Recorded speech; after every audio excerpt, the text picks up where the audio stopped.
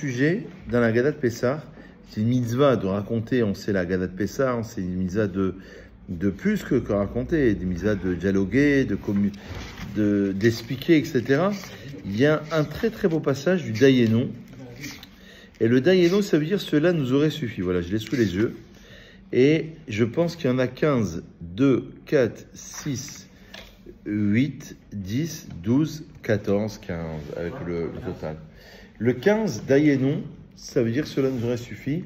Ça correspond, disent nos Chachamim, on va l'expliquer tout de suite, aux 15 marches dans le Beth Amikdash. Il y avait 15 marches pour passer d'un endroit à un autre endroit. Sur les 15 marches, Madrigot. Et sur ces 15 marches, il y avait les 15 Shir HaMa'alot qu'on disait, les 15 Teilim qu'on disait pour monter. À Ma'alot, ça veut dire, Ma'alot d'ailleurs, ça veut dire les degrés, les marches. Et on monte de degré en degré.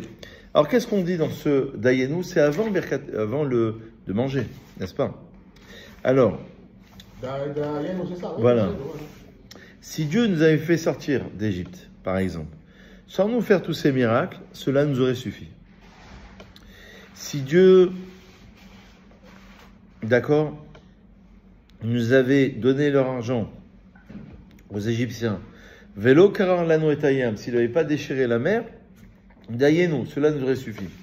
Et à un moment donné, là, on a la grande question. C'est que si Dieu, si Dieu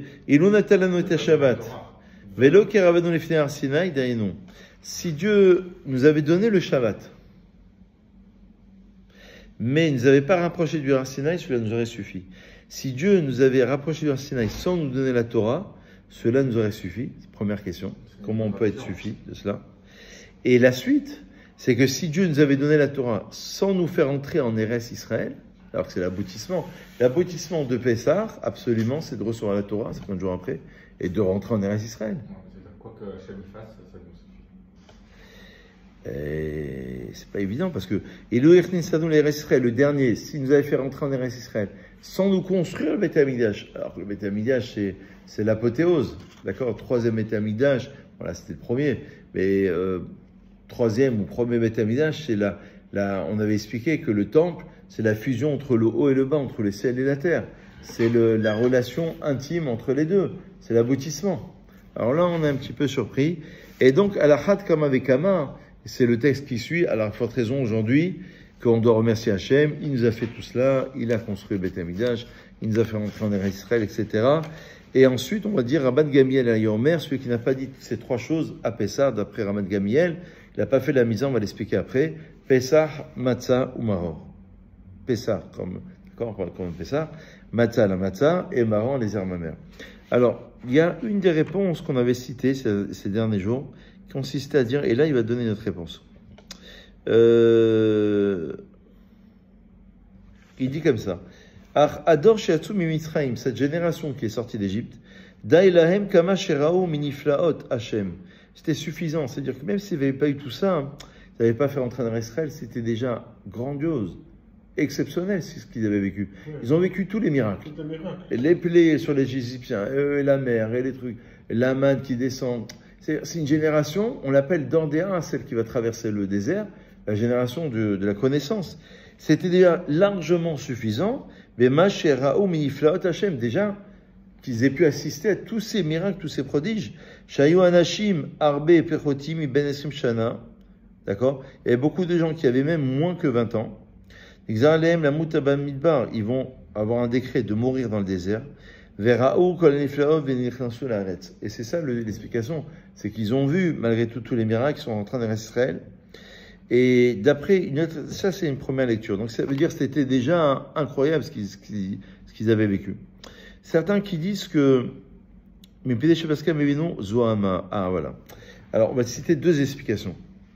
Si Dieu nous avait rapproché du Har Sinaï sans nous donner la Torah, cela nous aurait suffi. Cela ne nous aurait pas suffi, on avait dit, puisque le but c'était de recevoir la Torah. D'après une première explication, c'est de dire que le fait qu'on soit réunis, c'est déjà une réalisation. On avait déjà changé. Et là, on va affiner cette raison, parce qu'il va donner une autre raison. C'est que c'est déjà cet événement de vivre ensemble, d'être rassemblés 600 000 hommes, plus les femmes, plus les enfants, on estime à peu près 3 millions de personnes. Ce spectacle, il était déjà grandiose. Déjà, les bénis Israël avaient changé. Une Gemara qui dit dans Kiddushin qu'un Eved, et la Gemara, c'est la fin du premier chapitre de Kiddushin, un esclave, on l'acquiert avec Kesef, Shtar et Chazaka. Avec de l'argent, tu peux acheter un Eved. À l'époque, il y avait les Arvadim qui étaient appliqués, c'est plus applicable aujourd'hui. Mais l'idée, vous allez voir, on pouvait l'acquérir avec le Shtar, un contrat. Je fais un contrat qu'il va travailler pour moi pendant 6 ans. Par Jad Mishpatim, 7e année, il sera libéré. Et Chazaka, ça veut dire qu'il va me faire un travail.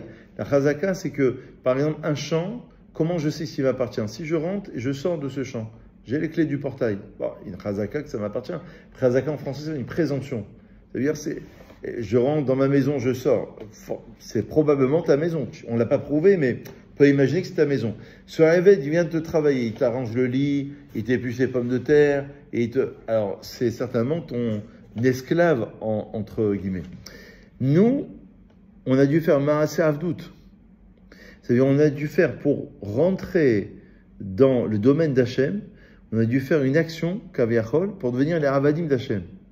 C'est une explication sur la Gemara de Kedoshim du Shem Ishmuel, qui est un grand maître, je pense à peu près du 19e siècle, chassidique, qui dit comme ça le Shem Ishmuel, dans l'esprit chassidique plutôt, il explique qu'en vérité, on a dû faire des actions pour prouver qu'on était soumis à Hachem, qu'on était Avadim, qu'on était esclave d'Hachem.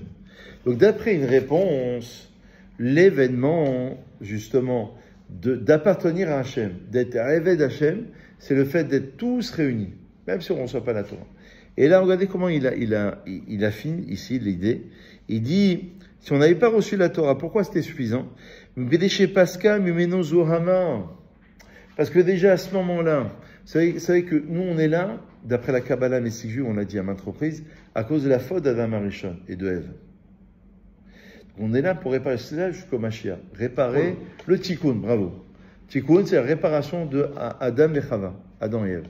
Maintenant, quand ils ont vécu ce moment-là, ils sont sortis d'Égypte, ils sont sortis de l'impureté. Donc, Pascal Mimeno Zohama, la Zohama, ça veut dire l'impureté, la saleté, l'impureté, elle s'était arrêtée. Comme les Chacham disent, que Sheba Nachash al Chava, le Nachash, le serpent, il est parti avec Chava. Et Tilba Zohama, il lui a mis une impureté à Chava, à Ève. Israël, chez Amrou al Sinaï. D'accord, chez Amdou al Sinaï. Les bénis Israël qui se sont tenus sur Sinaï avant de recevoir la Torah, l'événement déjà, c'est-à-dire Pascal Zohamatam, l'impureté les a quittés. Après, malheureusement, un Odel Pasouk, c'est qu'on a recommencé parce que, en vérité, il y a eu la faute du Vaudor. Egel Azahav, etc. Donc on a recommencé l'histoire. Mais à ce moment-là, avant Egel Azahav, c'était déjà terminé. D'accord?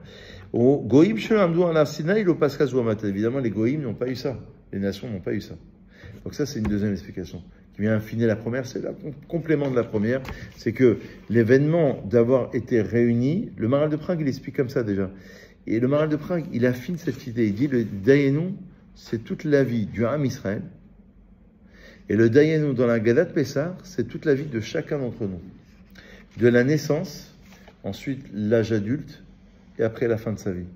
Là, par exemple, regardez, quand la naissance d'Israël, c'est Océanou et Mitzrayim, il nous fait sortir d'Égypte. Là, il y a la naissance d'Israël. Après, il y a les miracles. Après, il commence à grandir. Après, regardez, il va aller dans le désert. Le désert, c'est l'adolescence. Déjà, le désert. Parce qu'il se cherche. Il n'a pas la boussole. Il va à droite, il va à gauche, il va... Après, il y a le Shabbat. Il commence déjà à grandir. D'accord? Là, c'est l'âge mûr déjà. Le Har Sinaï. Et il y a la Torah. Et la fin de la vie de l'homme, c'est arriver en Eretz Israël et la construction du Beth Amikdash. Donc le Dayanon, c'est pas juste un texte de remerciement, c'est un texte de remerciement, c'est une forme de Hallel, mais en vérité c'est un texte qui est très profond parce qu'il montre l'évolution du Ham Israël. C'est-à-dire qu'il est sorti pour aller en Eretz Israël, pour recevoir la Torah, aller en Eretz Israël et ensuite construire le Beth Amikdash. Et ce Dayanon, il peut être perçu comme étant déjà une réalisation à chaque étape. Et plus que cela, c'est qu'en vérité, c'est une progression de l'être de chacun d'entre nous. On va rajouter que le Dayanon, ça veut dire que quand on dit, là, il rajoute une petite idée, il dit, voilà, c'est ici, Ça veut dire quoi? Ça veut dire qu'on monte en degrés. En degrés. Ça veut dire quoi? Ça veut dire que la terre d'Israël est plus importante que la Torah? Non. Non, c'est un complément. Tu la reçois déjà en dehors d'Israël, et ensuite après tu as la terre d'Israël, ensuite après tu as la En vérité, c'est l'aboutissement. Eretz Israël, c'est l'aboutissement. C'est-à-dire, normalement, on ne devrait pas rester en galoute. L'objectif, c'est ça, moi je le rappelle souvent, à la radio, à la synagogue, etc. Je rappelle souvent cette idée que notre objectif à nous, les Juifs, c'est d'aller en Eretz Israël. Il ne faut pas se leurrer avec soi-même. C'est sûr que notre place, elle n'est pas en dehors d'Israël. Alors, jusqu'au Mashiach, il y aura des Juifs en galoute, je pense, jusqu'à l'époque du Mashiach. Il y aura des Juifs, parce que il y a la parnassa, l'un c'est la maladie, l'autre il a ses parents. Il y a plusieurs raisons, il y a 1000 raisons. C'est difficile de dire aux gens que les gens montez tous, tout le monde ne peut pas monter. C'est pour ça qu'il faut encore encourager les synagogues, les centres communautaires. Mais en même temps, l'objectif, c'est de recevoir la Torah pour changer. Mais le véritable objectif, la vraie vie, pour nous, c'est Eretz Israël. Ça, il n'y a pas photo, c'est sûr, c'est Eretz Israël. Il n'y a même pas de question à avoir. C'est la finalité. Avec, évidemment, le Beth Amikdash. C'est pour ça qu'on fait encore les prières aujourd'hui pour la reconstruction du Beth Amikdash, pour la reconstruction de Jérusalem, alors qu'on a Jérusalem. Et Jérusalem, c'est 800 000 habitants, c'est une ville magnifique, extraordinaire. Mais il manque le Beth Amikdash, donc il manque encore quelque chose. Oui.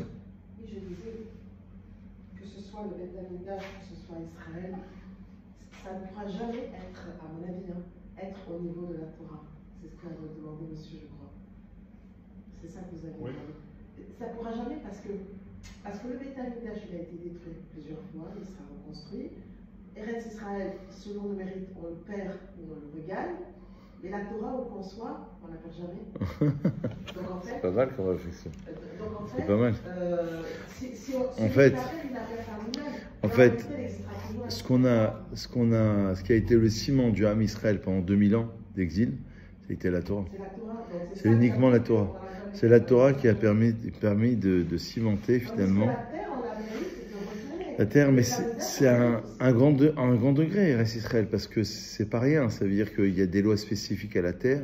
Il y a une kedusha d'Eretz Israël. Il y a une Mishnah dans Kelim qui dit que Eretz Israël kedusha, elle est sainte. Au Mikvoteha kedoshim, ces mikveh, ils sont saints aussi. C'est-à-dire une sainteté, une vraie kedusha qu'il n'y a pas en dehors d'Israël, d'après nos textes. On a une véritable kedusha, sainteté en Eretz Israël. C'est pour ça que d'ailleurs tout le monde géopolitique, etc., ça se passe autour d'Israël, parce qu'on sait dans le conscient ou dans l'inconscient, que c'est là-bas où ça se passe. Toutes les religions se réclament d'ailleurs, toutes les religions. Et chacun va avoir une part, parce qu'ils se disent, là c'est la création d'Adam selon nous, c'est la création du Beth Amikdash à l'endroit de la création d'Adam, c'est là où les patriarches ont offert les sacrifices, donc il se passe quelque chose. C'est ça le Dayenu. Dayenu, ça veut dire finalement, tu comprends que tu montes, et évidemment 15 degrés, ça correspond au Shem Yudke. Yudke, ça veut dire c'est Yudke, c'est le nom d'Hachem. Voilà une petite explication. Sur la